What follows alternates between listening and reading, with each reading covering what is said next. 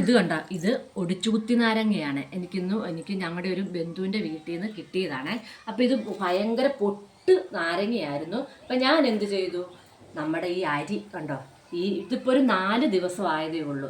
ഞാൻ അരിക്കകത്ത് കൊണ്ടുവന്ന് ഇതുപോലെ കുഴിച്ച് വെച്ചേച്ചിട്ട് അരിയിട്ടങ്ങ് നല്ല പോലെ അങ്ങ് മൂടി, അരിയിട്ട് നല്ല പോലെ അങ്ങ് മൂടിയിട്ട് ഞാൻ എന്നും വന്ന് നോക്കുമ്പോൾ നമ്മുടെ അരി മുട്ടിയിരിക്കുന്ന ഭാഗം നല്ല പോലെ നിറം മാറി പഴുത്തു വരുന്നുണ്ട്.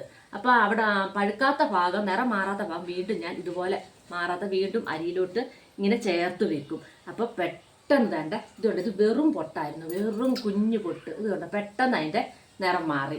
അതുപോലെ എന്തൊരു ഒരു ഏത്തപ്പഴമാണെന്ന് പറഞ്ഞാലും പച്ച കായാണ്, നമുക്കിതുപോലെ അരിക്കകത്ത് കുഴിച്ചിട്ടിട്ട് അത് അരിക്കകത്ത് വെച്ചിട്ടൊന്ന് അടച്ചു വെച്ചാൽ അത് പെട്ടെന്ന് പഴുക്കും. ഇതുണ്ട്.